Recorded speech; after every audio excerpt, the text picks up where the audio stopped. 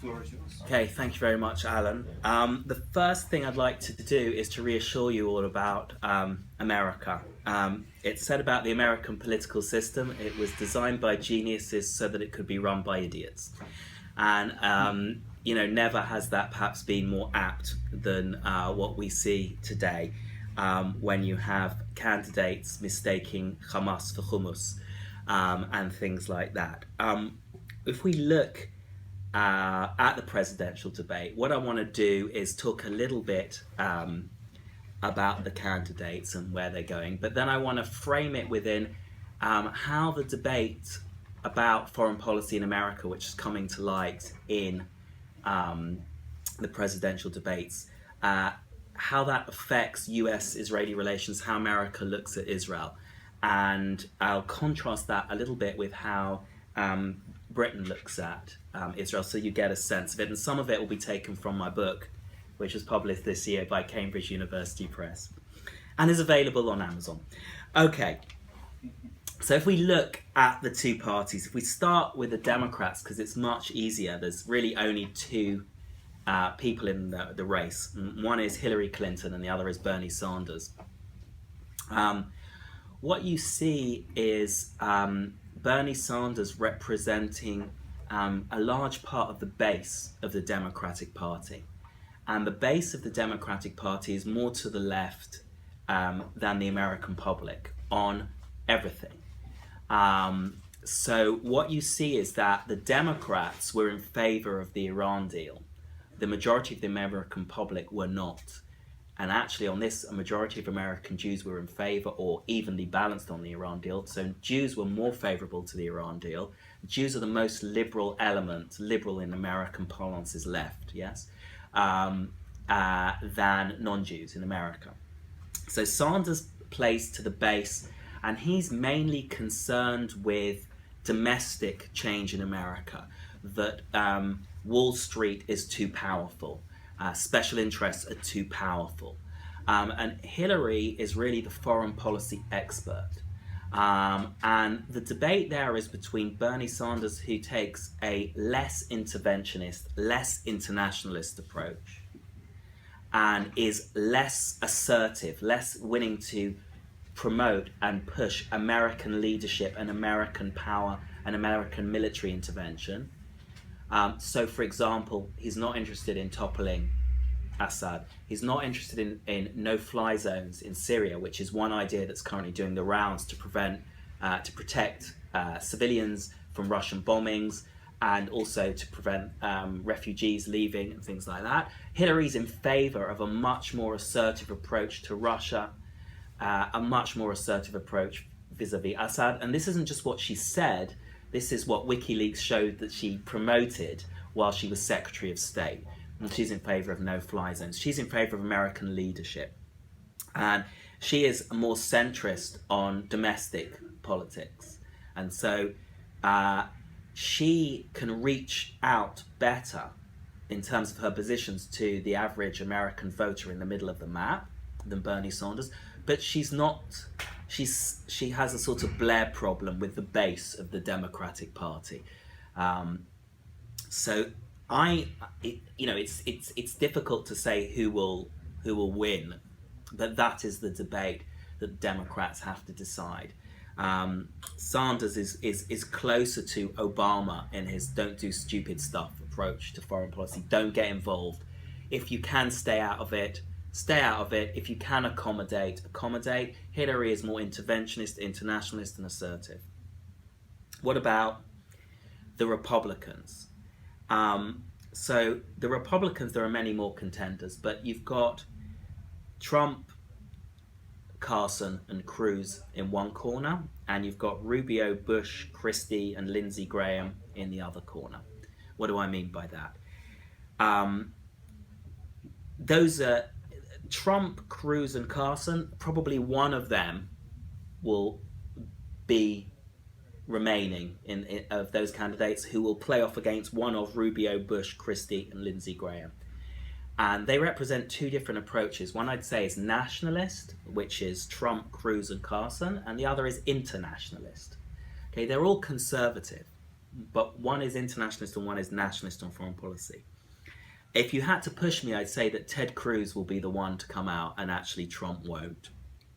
And that we'll start to see much more of a fight between those two.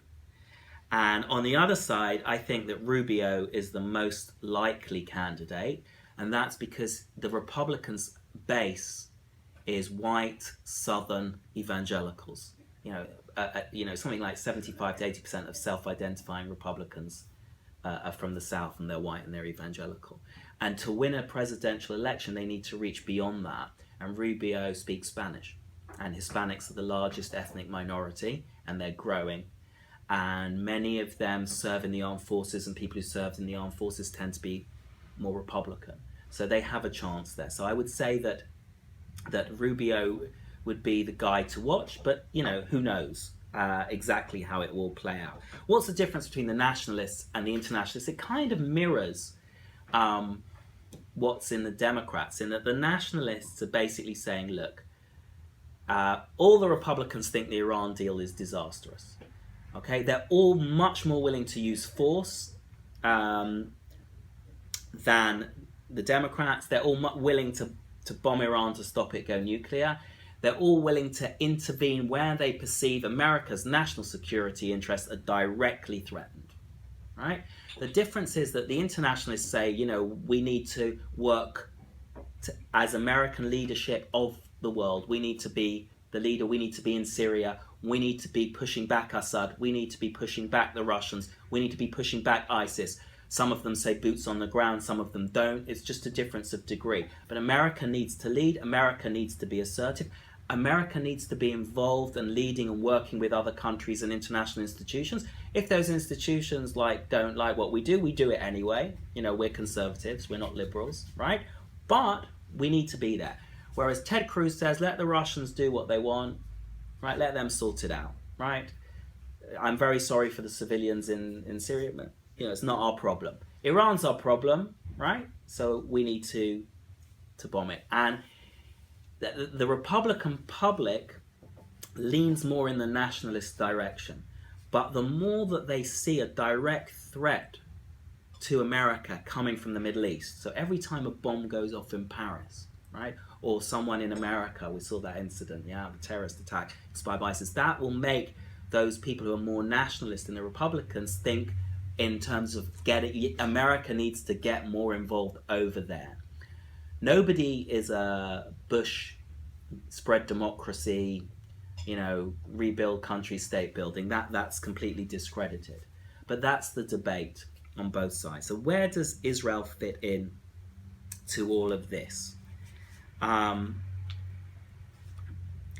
Israel fits in, first of all, is that everybody loves Israel, right? That there is no opinion being stated in any of these presidential primaries that is anything other than positive.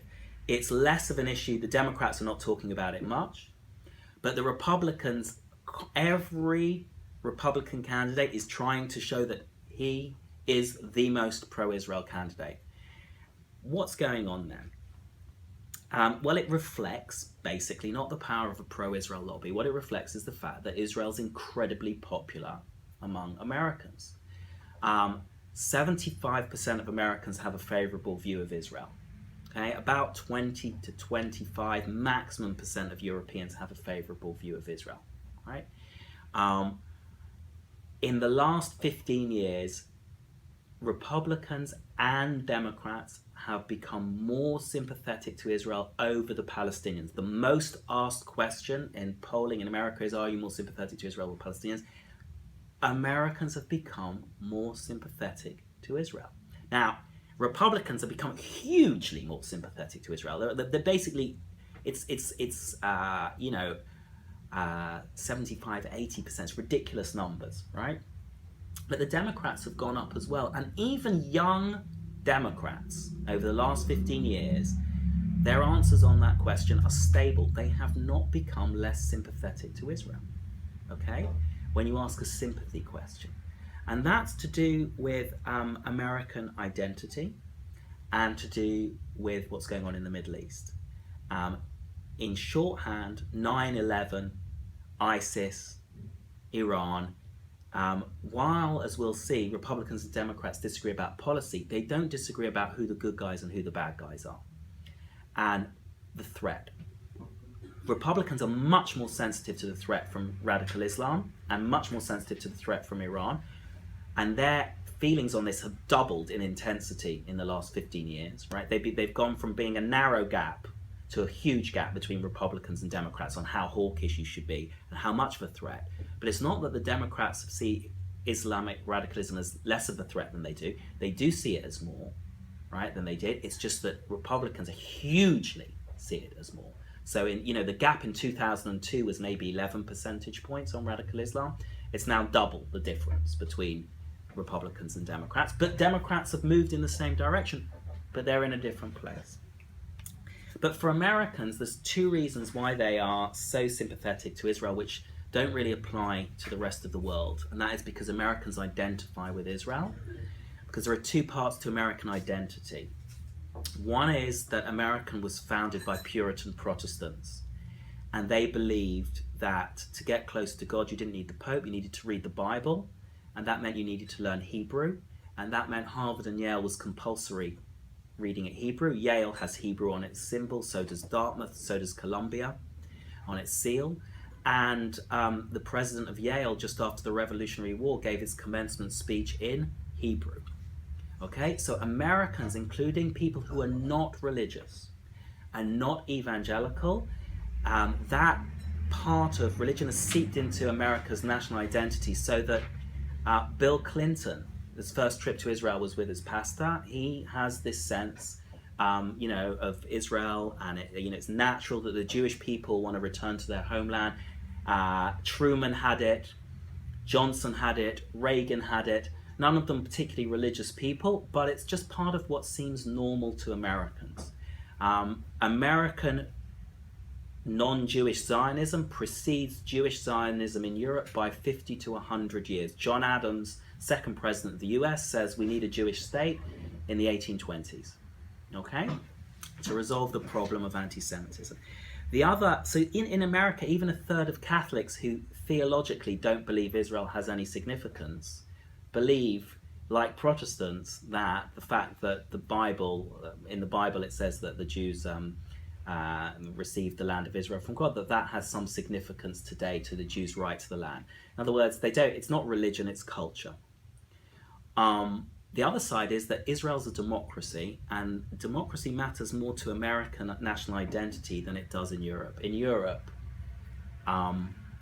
British people will say, what makes you British? They might say football, they might say the monarchy, they might say a lot of things. And then they ask them what your political values are, and they say democracy. But in America, the Constitution and democracy is what makes America America. It is constitutive of what it means to be an American. And Americans believe that spreading democracy is part of their national mission in life, and they have a sense of national mission. And this is not a left and right thing. If you listen to President Obama's inauguration speech, which I was at, it's an incredibly religious speech from a secular point of view about America's values and spreading those values. So where does Israel fit into this? It fits in because after the Second World War, there were very few democracies, and one of them was Israel. And of those democracies, only two have been democratic all the way through, India and Israel. And of those, only one of them was allied to the United States in the Cold War, Israel. So you had people like Eleanor Roosevelt saying, when she crossed from Jordan to Israel, I feel like I'm breathing the air of the United States again. 80% of Americans today believe that Israel and the United States share common values. And Americans say, who are we? We are a country founded by people fleeing religious persecution in Europe. We are pioneers and we set up a democracy. And they look at Israel and they say, so are they. So Ronald Reagan would say there is no country in the world like the United States except Israel. And 75% of Americans believe that the United States is exceptional, right? Exceptionally good from their point of view, right?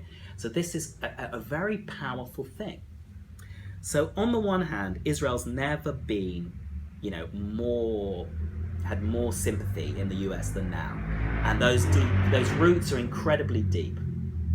So that's the good times. What's the problem? The problem is that Americans have never been more divided about foreign policy and about policy to the Arab-Israeli conflict. And that's because the Middle East is at the center of American foreign policy in a way that it wasn't during the Cold War, except for a very short period during the Yom Kippur War. In other words, all these central issues of foreign policy in America all revolve around the Middle East. The Iraq War, Islamic terrorism, Syria, the Iranian nuclear program. It's all there, and the parties are more divided, they're more polarized on how to deal with foreign policy than they have ever been before. And they're more ideologically polarized than they have ever been before. The Republicans became a conservative party about 15, 20 years ago.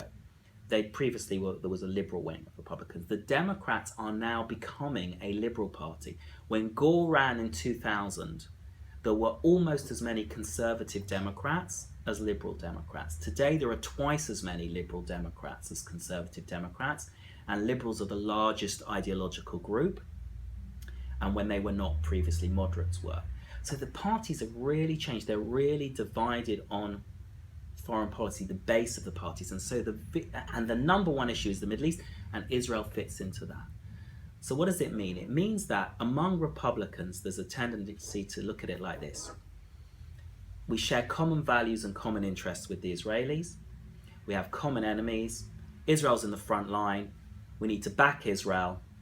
Who's to blame for the conflict? Palestinians, Arab side, Islamic radicals.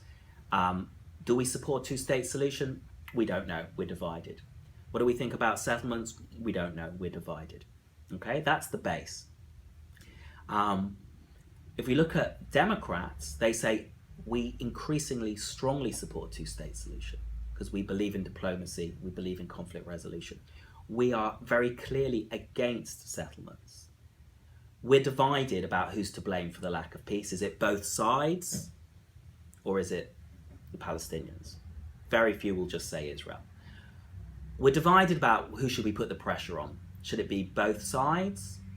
Maybe a little bit more Israel, whereas for the Republicans, it's always the Palestinians.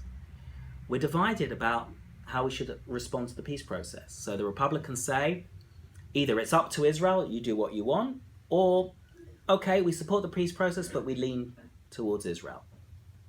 The Democrats say, well, either we should be even-handed, or we should support the peace process, but we should lean to Israel. And the difference is that for Democrats, the weight, okay, they're more evenly divided, but the weight is a little bit lean towards even-handed. And that's the Obama, Bernie Sanders position. And the Hillary position is, I'm very strong on the peace process, but we always have to remember who our allies are, and we lean towards Israel on security. And that is not vastly different from the more internationalist Republicans, right, who are quite similar on that ground. So what you have is two different gut feelings about foreign policy and about Israel. What does this all mean for Israel? Well, Israel benefits from a United States that is active in the world. It shows leadership, is internationalist, and is prepared to be assertive. The reason is that if the United States isn't assertive in the Middle East, then nasty actors who are anti-Israel become more powerful, whether it's Russia, ISIS, Iran, in general terms. Whether exactly it's best that the United States intervenes more or less in Syria, that's a separate kind of, George W. Bush would say it's in the weeds, it's the details. But in the big picture, does Israel want a United States that sort of boosts the Sixth Fleet in the Eastern Mediterranean so that there's not going to be attacks on oil fields, gas fields, right? Or that the Turks are going to start pressuring Israel? Yes, it does. And therefore, from Israel's point of view, the more internationalist Hillary approach or the Rubio approach is better because it creates a balance of power that is better for Israel. It also creates a balance of power, I would argue, that's better for the West in general, right? Without getting into the details of exactly what you do as an orientation. So that's one side of it. And therefore, Israel would be worried about a US that withdraws more, okay? On the other hand, and I think that would be accepted across the spectrum in Israel, where Israelis would be divided would be about how interventionist Israel would like the US to be on the peace process. So the more nationalist candidates and Republicans, and the more kind of domestic orientated candidate on the Democratic side, Bernie Sanders, they will take more of a hands-off approach. The Republicans will say, we love Israel, Israel's right, Israel can do what it wants, but we'll leave it to you, right? So the Israeli right would like that. Bernie Sanders would say, Israel needs to make the moves. It's up to Israel to stop settlements. It's up to Israel to be, to live up to its values and our values. But I'm not gonna, this is not the main thing. Okay. On the other hand, you get with the internationalists, there are two schools. One which says the peace process is a good thing. We need to move it forward if we can. But it has to be on terms that keeps Israel safe and strong and keeps the Middle East as a whole pro-American. We don't want to let the Russians in. We don't want to let Hamas in. If that's the price, it won't be peace. And it won't be good for America standing and the West standing in the region.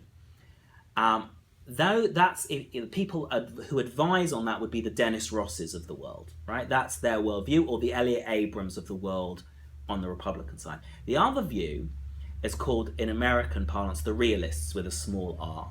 And they think that if you can resolve the Middle East, if you can resolve the Arab-Israeli conflict, then everything will be all right. And so they are more willing to have an even-handed approach.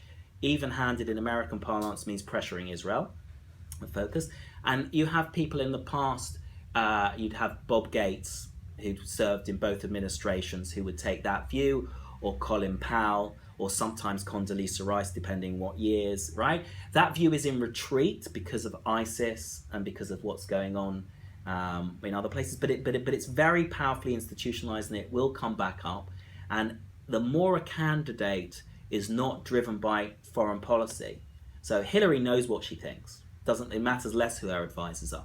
But a Bernie Sanders or Donald Trump, right? It will matter much more who's telling them what to do, because they don't have a clear understanding or sense of what they think, except instinctively on these issues.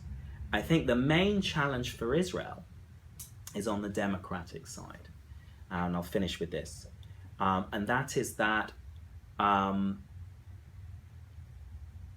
I said, Americans are just incredibly pro and sympathetic to Israel. It's really, really, if we take the least pro-Israel demographic in America, which is liberal, and put it to the most pro-Israel demographic in Europe, which is conservative, American liberals are more pro-Israel than European conservatives. Okay, just so we, get a sense. But what's happening on the Democratic side is that they are less and less in tune with Israeli security policy. Younger liberal Democrats are more dovish, much more critical of Israel's actions in Gaza. Older Democrats are more centrist. They have a view on the peace process that clashes with the Israeli right, but on security, there's not that much of a difference. Between Israel and Hillary Clinton, there's not going to be much of a difference. Okay? Hillary said on the Iran deal, she's going to distrust and verify, which is a play on Ronald Reagan's thing of trust and verify. But she's showing that she's going to be much tougher and much more willing to use force, and that's much more reassuring from Israel. The problem is that the base and younger people, and they're growing, and there are now more liberals, and they're more dovish. For them, Israel's credibility on the peace process and the two-state solution, and particularly settlements, is a threshold issue. If Israel's seen as credible on this, right, it doesn't have to withdraw tomorrow, it doesn't have to do somersaults, it just has to be credible, reasonable, then the ears open up to Israeli claims on security, what the other side's doing, all sorts of things. And it won't matter whether there is a disagreement. Because, okay, reasonable people can disagree exactly about what the security policy should be, but we're friends and we'll have those discussions in private, and they can get very, they can be very, very vociferous and serious political crisis, but it will not damage the special relationship. Kissinger put more pressure on Israel than anybody else. It only strengthened the special relationship afterwards. In other words, the difference between a crisis and a crisis of the special relationship is two different things. So if Israel is over the threshold on its credibility, that it's willing, if it can really get peace and security, to make concessions in the territorial zone, then it will not have a problem with Democrats, despite the growing divide on attitudes. If, on the other hand, it's not seen as crossing that threshold, it erodes what I call the ozone layer of the special relationship, which is bipartisanship. That is something that is currently being degraded, right? It's the ozone layer, so you don't notice it. In Congress, everybody loves Israel. But among the base, there's a degrading because of Israel's credibility on this issue. And it's something that Israelis don't sufficiently understand. In that when you poll Israelis and you ask them, why does America so supportive of Israel? A majority say because Israel's a strategic ally. And indeed, a majority of Americans say the main reason we support Israel is because it's a strategic ally. But the second reason in America, the second most powerful region, is Israel's a democracy. Israelis give that 5% importance, right? As Israelis underestimate the importance of Israel as a democracy in terms of the US-Israeli relationship. And I'm going to finish on that note. Thank you very much.